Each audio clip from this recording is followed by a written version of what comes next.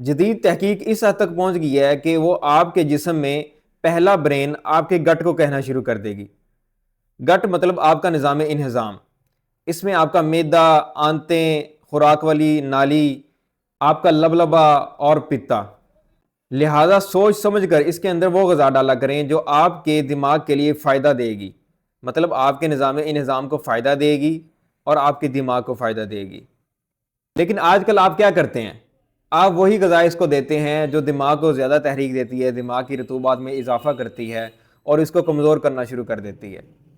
قانون مفرد اعضاء کے تحت ہر چیز اعتدال میں ہونا ضروری ہے، ہر مزاج اعتدال میں ہونا ضروری ہے۔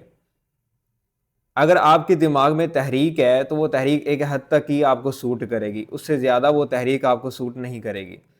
اس لیے وہ چیزیں جو دماغ کو کمزور کرتی ہیں ان کی معلومات لینے کے لیے آپ ہم سے ابھی رابطہ کریں۔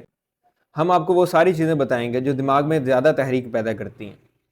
ان چیزوں سے آپ باز رہیں گے تو آپ کو ڈپریشن بھی نہیں ہوگا، انگزائٹی بھی نہیں ہوگی، پاگل پن کے دورے بھی نہیں پڑیں گے۔